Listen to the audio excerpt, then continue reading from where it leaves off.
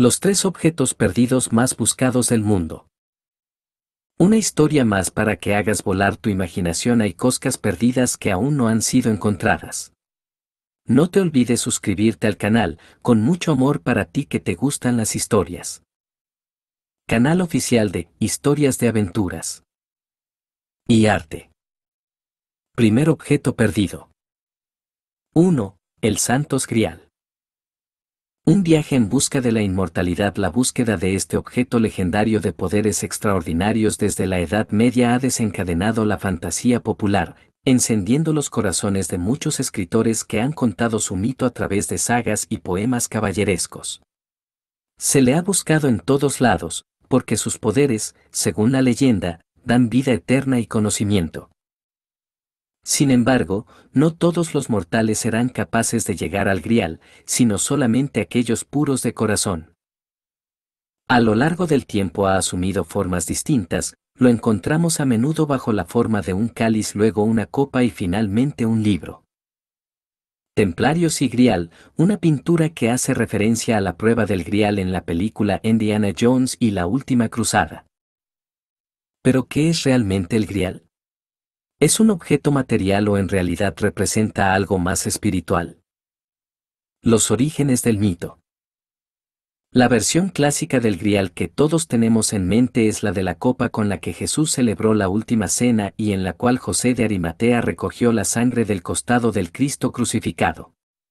Pero esta versión del Grial se remonta al 1202, cuando Robert O'Boran la introdujo en el poema Joseph de Arimathie, fusionándola con el mito céltico del caldero.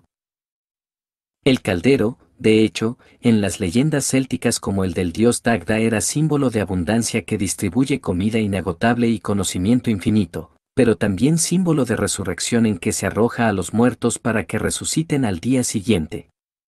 El caldero nutre a los guerreros célticos como la sangre contenida en el cáliz nutre la fe de los cristianos y los regenera a una vida nueva. Desde entonces y en adelante la leyenda del Grial se lee definitivamente con el cáliz de Cristo, volviéndose un símbolo cristiano. Por lo tanto, el mito del Grial tiene raíces mucho más arcaicas que el cristianismo y nace de la fusión de leyendas antiguas presentes en muchas culturas. El origen del término Grial de hecho se remonta al término latín gradalis, que significa cuenco o tarro. Estos objetos en la mitología clásica representaban el poder benéfico de las fuerzas superiores. Basta pensar en la cornucopia de los griegos y romanos. Alrededor del 1210 el alemán Wolfram von Eschenbach, en el poema Parsifal, parte del ciclo artúrico, ofrece una nueva interpretación sobre la naturaleza del Santo Grial. Ya no es una copa sino una piedra purísima, llamada lapis exilis. Esta piedra con poderes milagrosos concede incluso la inmortalidad. El término lapis exilis fue interpretado como lapis ex coelis o piedra caída del cielo. Parsifal, recuperando el Grial, en esta imagen colocado en la misma perspectiva de la cruz en alto, permitirá la redención de todo el reino. Foto. La piedra caída del cielo. Algunos han comparado la lapis exilis a la liafail o piedra del destino que según una antigua leyenda irlandesa un pueblo de semidioses, llamados Tuatha Dé Danann, trajeron consigo desde su primera morada, el cielo. Eschenbach sostiene que la piedra era una esmeralda caída de la frente de Lucifer y conducido a la tierra por los ángeles que habían permanecido neutrales durante la rebelión. Los ángeles proclamaron a Tirutel señor del reino del Grial y colocaron la piedra en las manos de su hija Choisiane, pues el Grial podía ser tocado solo por una virgen. El hijo de Tirutel, Amfortas, que fue coronado nuevo rey, fue seducido por la bruja Kundry y cayó junto a ella en pecado permaneciendo gravemente discapacitado. Su discapacidad se vertió también en su reino transformándolo en una tierra árida y desolada. Fue el joven y puro Parsifal, también descendiente del viejo rey Tirutel, y caballero de la mesa redonda, quien curó la discapacidad de Amfortas y salvó y redimió a todo el reino volviéndose el nuevo rey del Grial. En la novela de Wolfram von Eschenbach, el Grial se vuelve símbolo eucarístico y sus custodios, los templarios, viven alimentándose únicamente de su energía. Solo quien conoce una total pureza moral puede llevarlo consigo y, durante el Viernes Santo, una paloma pone sobre la piedra una hostia consagrada, esa hostia confiere al grial su inmenso poder. Hacia el siglo XIII, su concepción cambia y el grial fue incluso asociado a un libro que escribió el mismo Jesús y que podía ser leído solamente por quien estuviera en la gracia de Dios. La piedra sobre la que reposa Jacob es la casa de Dios, CFGN 28, 16, 22, foto. Según las visiones de la beata Ana Catalina Emmerich, el grial hecho de un material desconocido caído de la frente de Lucifer después de la rebelión y perdido por Adán después del pecado original, fue recuperado más tarde por el hijo Seth y perdido nuevamente, salvado por Noé durante el diluvio y sucesivamente utilizado por Melquisedec para bendecir a Abraham y a Sara. Luego estuvo en manos de Moisés antes de volver a desaparecer. Reaparece en la tierra cuando un ángel llevó el objeto sagrado a San Joaquín antes de la concepción de María, pero el sacerdote del templo vendió el objeto sagrado a un anticuario. Fue recuperado por la Verónica para ser usado por Jesús en la última cena. Pero la piedra caída del cielo es atribuible también a la piedra negra custodiada en la Cavea de la Meca, que según la tradición islámica Alá la hizo descender del paraíso a la tierra. Durante el diluvio universal, la piedra fue puesta a salvo por Noé para luego ser recuperada por Abraham en los alrededores del lugar de donde surge la Meca. El tesoro más antiguo. Se trata en cualquier caso de algo que se perdió enseguida a la Edad de Oro, un objeto real o simbólico que hace referencia a un esplendor pasado.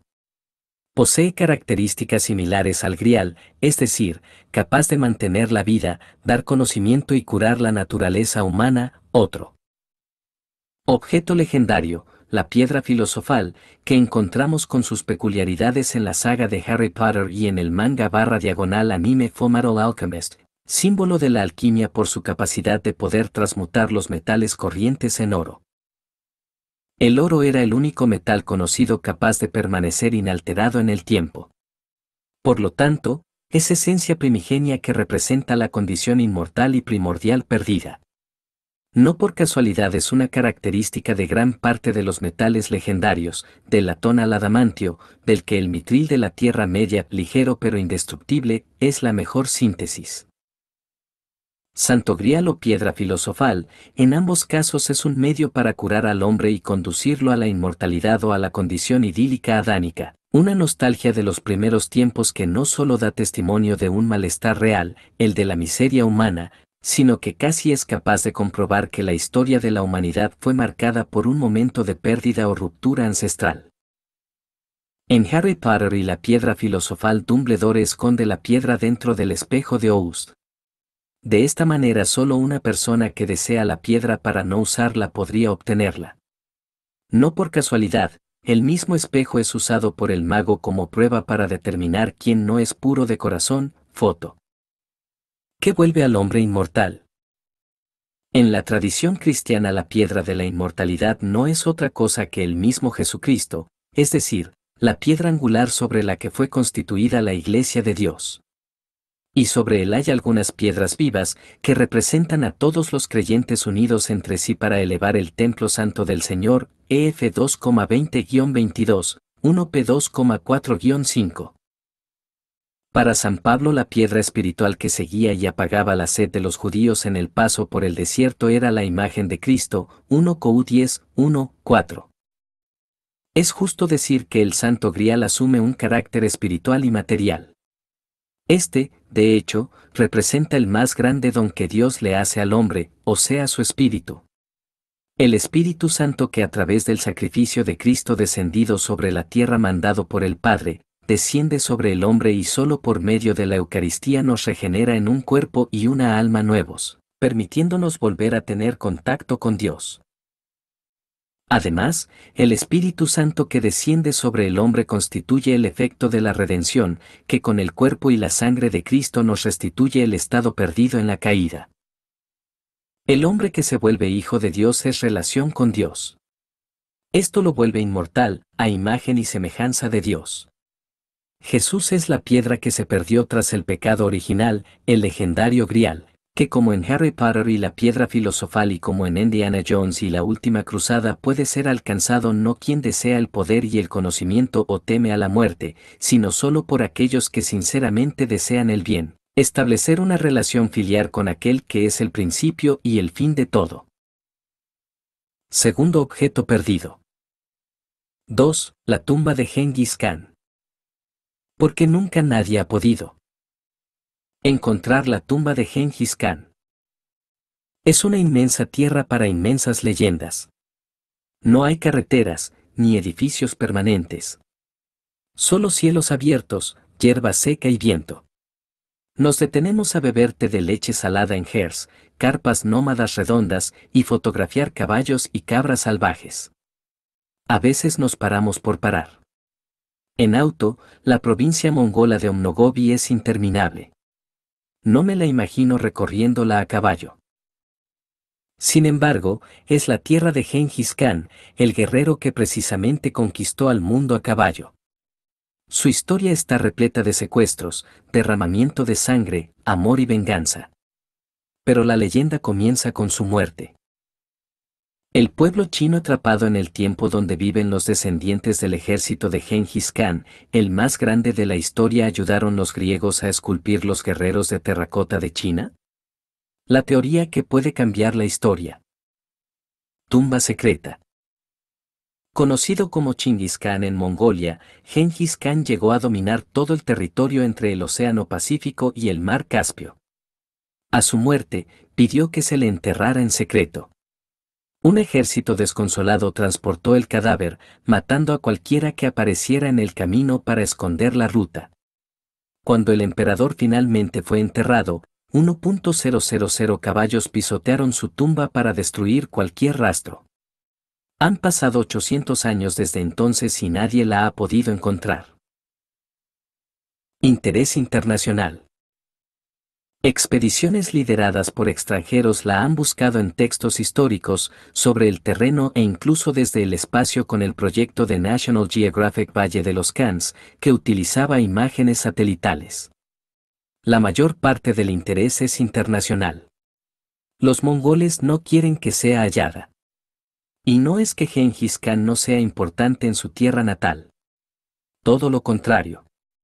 Su rostro aparece en las monedas, en las botellas de vodka y probablemente no haya sido tan popular desde que murió en 1227. Por lo tanto, desde afuera puede ser difícil entender por qué se considera la búsqueda como un tabú. Y esa renuencia es muchas veces mitificada por la prensa extranjera como una maldición, la creencia de que el mundo se acabará si se descubre dónde está.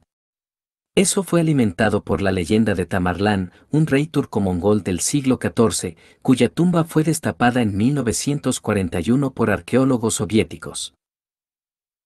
Inmediatamente después, los soldados nazis invadieron la Unión Soviética, lanzando la sangrienta ofensiva del Frente Oriental en la Segunda Guerra Mundial.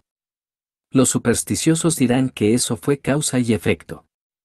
Sin embargo, mi traductora, Welun, una joven mongola graduada en Relaciones Internacionales en Rusia, no lo cree y opina que se trata de respetar la voluntad de Gengis Khan. Hicieron todo ese esfuerzo para esconder su tumba, señala. Abrirla ahora iría contra sus deseos. Su visión es un sentimiento compartido en Mongolia, un país de antiguas tradiciones y profundo orgullo. Búsqueda infructuosa. Más allá de las presiones culturales, una serie de problemas técnicos obstaculizan la búsqueda. Mongolia es enorme y poco desarrollada. Es más de 7 veces el tamaño de Gran Bretaña, pero solo posee el 2% de sus carreteras. Solo Groenlandia y unas pocas islas remotas poseen una densidad de población menor. Un paisaje así se guarda sus secretos. Es un desafío que conoce el Dr. Dima Verdenebatar, director del Departamento de Arqueología en la Universidad Estatal de Ulaanbaatar, capital de Mongolia, y participante de la primera expedición conjunta que buscó la tumba. El proyecto japonés y mongol llamado Gurbanguol, Tres Ríos, se centró en el lugar de nacimiento de Gengis Khan en la provincia de Kentil. Eso fue en 1990, el mismo año de la Revolución Democrática Mongola, cuando el país rechazó pacíficamente su gobierno comunista por un nuevo sistema democrático. El movimiento se opuso a la búsqueda de la tumba y, tras protestas públicas, detuvo el proyecto. Desde 2001, el Dr. Erdenevatar ha estado excavando un cementerio de 2.000 años de los reyes Xiongnu en la provincia central mongola de Arkhangai. El experto cree que los Xiongnu fueron ancestros de los mongoles, una teoría compartida por el propio Genghis Khan, y eso podría significar que tuviesen prácticas funerarias similares que podrían ilustrar cómo sería su tumba. Los reyes Xiongnu fueron enterrados a más de 20 metros de profundidad en cámaras con troncos y con las tumbas marcadas por encima del suelo con un cuadrado de piedras. Al Dr. Erdenevatar le tomó 10 veranos excavar la primera y, al conseguirlo, descubrió que había sido visitada por ladrones. Aún así, encontró un carro chino, cristales romanos y abundantes metales preciosos. Muchos piensan que la de Genghis Khan tendrá tesoros semejantes provenientes de todo el imperio mongol.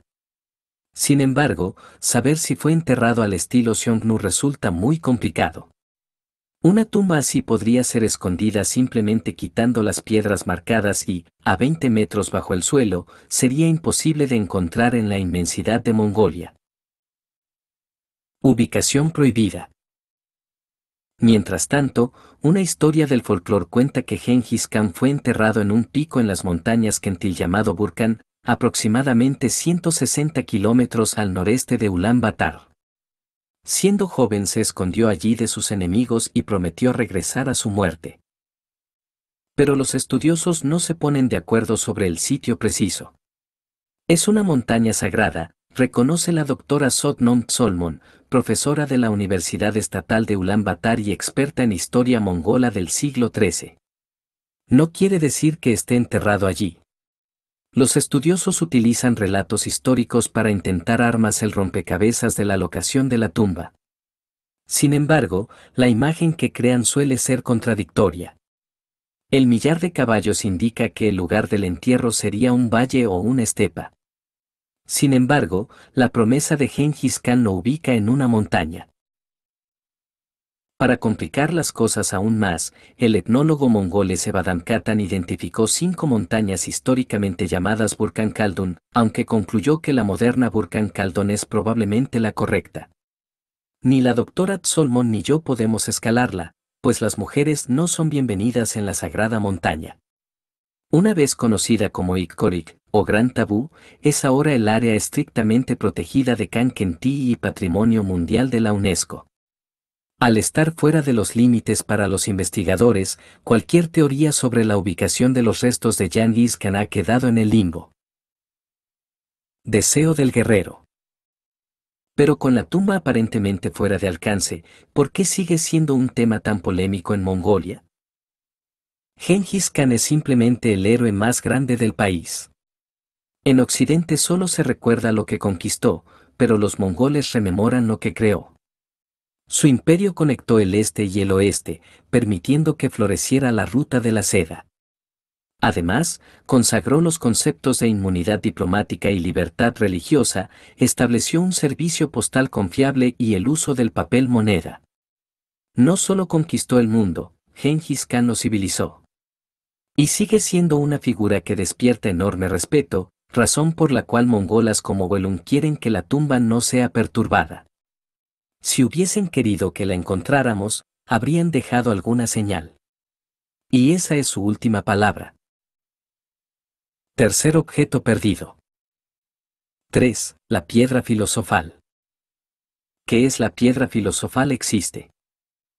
¿De verdad? ¿Qué es la piedra filosofal?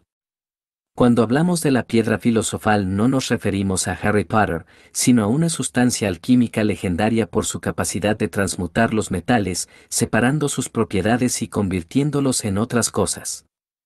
A lo largo de la historia, ha sido harto buscada tanto por alquimistas como por científicos serios, tales como Isaac Newton, que han soñado, durante largo tiempo, con conseguirla y explotar sus posibilidades. También sé Ha incrustado en la cultura popular a través de los relatos del mundo, apareciendo, como ya sabemos, en Harry Potter, pero también en series como Fullmetal Alchemist, así como en un montón de documentos históricos y tratados. Pero, ¿qué es la piedra filosofal? ¿En verdad puede ser creada? ¿Existe? ¿Y por qué es tan importante? A lo largo del tiempo la respuesta a la pregunta sobre qué es la piedra filosofal ha sido buscada por muchos, como la misma piedra, pues se creía, o se cree, que según sus propiedades, podía ser de gran utilidad para quien la descubriese, e incluso un peligro en las manos equivocadas. De ahí que su leyenda se haya expandido ampliamente, no solo a lo largo del tiempo sino del mundo mismo. Te contamos más en Supercurioso. No dejes de leer. ¿Qué es la piedra filosofal? Hablamos de su existencia. ¿Qué podría ser una sustancia capaz de transmutar los metales? Sería casi como un superpoder, el de poder transformar la materia a placer o displacer, el de poder cambiar el orden del mundo, vaciar reservas de oro o llenarlas, quebrar los bancos, causar estragos en la economía, si se quisiese. Pero, ¿existe la piedra filosofal? Los estudios actuales parecen indicar que el oro alquímico no es más que una leyenda de un oficio casi extinto. Entonces, ¿qué es la piedra filosofal? ¿Un mito? ¿Una utopía? La verdad, no se sabe. Todo parece indicar que sí, que la piedra filosofal era ahí. Sigue siendo una simple leyenda, un deseo profundo que los hombres no lograron materializar, sin embargo eso no ha evitado que muchos hombres sigan haciendo un gran esfuerzo por dar con ella, entre manuscritos confusos que hablan de un fuego que no quema y materias primas poco claras. Incluso científicos de alto renombre, como Isaac Newton, llegaron a especular sobre la existencia de esta sustancia, o, al menos, las maneras de crearlas y sus posibilidades infinitas, como la sanación, la inmortalidad y, la más famosas de sus cualidades, poder convertir metales regulares en piedras preciosas, ideas que empezaron a rodear el concepto de la piedra filosofal por el siglo XII. La importancia de la piedra filosofal. La importancia de la piedra radica, principalmente, en una cosa: al poder ésta transmutar los metales, sería capaz, según la leyenda, de poder transformar cualquier metal en oro, uno de los metales preciosos más valiosos del planeta y base de la economía mundial. La piedra filosofal se convirtió, por lo tanto, en una sustancia anhelada por los hombres. Sus poderes y sus alcances serían infinitos. Como en la leyenda del rey Midas, también podría ser una condena o, cuando menos, un peligro para quien la poseyese, pero más ha podido la ambición del hombre a lo largo de la historia y, por lo tanto, en el pasado se han hecho grandes esfuerzos por poder dar con ella o, cuando menos, con una sustancia que se acerque a la que es la piedra filosofal. Sin embargo, hasta el sol de hoy no se sabe de nadie que la haya conseguido, y con el paso de las épocas la alquimia se fue reduciendo a una práctica antigua y cada vez más escasa, ya que las ciencias más duras fueron ocupando su lugar. Los alquimistas. Todo cuento viene de un cuentista y, en este caso, la leyenda de la piedra filosofal nace de los alquimistas, un grupo bastante hermético de personas que se dedicaban a la práctica de la alquimia, es decir, a practicar una protociencia que mezclaba la química, la metalúrgica, la física, el espiritualismo, la filosofía, el arte, la semiótica, la semiología e incluso la astrología con el fin de abordar la vida y descubrir el mundo. De los alquimistas, sin embargo, se sabe poco, puesto que por juramento, una vez iniciados en la alquimia, guardan en secreto todo lo referente a sus labores. Esto es fundamental no solo para su preservación, sino también para avanzar en su labor, la cual es, en suma, una tarea espiritual, y por lo tanto son indispensable la modestia y la discreción para su crecimiento en la alquimia, razón por la cual a lo largo de los siglos este grupo de personas han mantenido un hermetismo que ha guardado sus secretos casi intactos. Es una situación casi trágica para algunos alquimistas, que deben oponerse a la ambición de encontrar la piedra filosofal, siendo, quien la encuentre finalmente, precisamente quien no la busque, Tal y como ocurrió en la película de Harry Potter y la piedra filoso.